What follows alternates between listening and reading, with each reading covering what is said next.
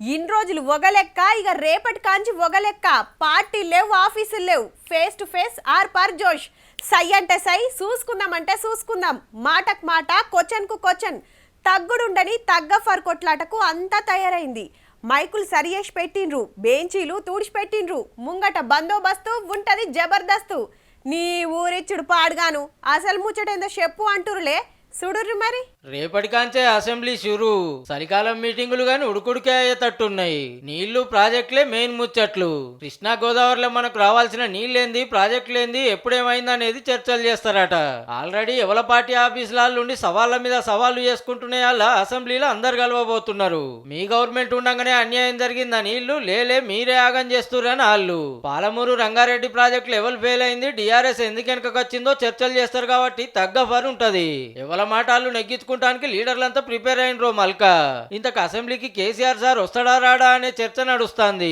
sir మాజీ CM అయినాక డుమ్మాల మీద డుమ్మాలు కొడతాడు మళ్ళా రాలేదనుకుంటా రెండు మాటలు ఒక పూట ఇట్లొచ్చి ఆదరేసుకొని పోవుడు తప్పితే పల్లెత్తు మాట మాట్లాడింది లేదు చల్ గిదేం తరీకా 10 ఏళ్ళు రాష్ట్రాన్ని నువ్వు సీనియర్ లీడర్ సభకు రావాలే మేమేమన్నా తప్పులు చేస్తే చెప్పాలే సలహాలు ఇవ్వాలని సర్కారోళ్ళే ఎన్నో మాటల కోరబట్టి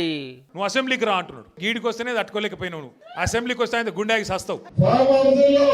నిద్రపోయి 2 సంవత్సరాల తర్వాత బయటకు వచ్చి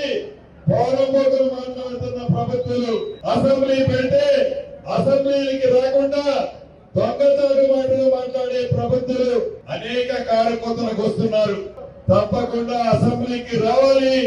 ఎవల ఆఫీసులు కూకొని ఎన్ని డైలాగులైనా కొట్టొచ్చు అసెంబ్లీకి వచ్చి ఫేస్ టు ఫేస్ మాట్లాడితే కదా ఎవలేందో పబ్లిక్ కు తెలిసేది మొన్న ఫామ్ హౌస్ కు పోయి మీరు కూడా సభకు రావాలని లీడర్లంతా అడిగితే సరే చూద్దాం అన్నాడట చూడాలి మరి ఈ తప్పకుండా అసెంబ్లీకి వస్తాడో లేదో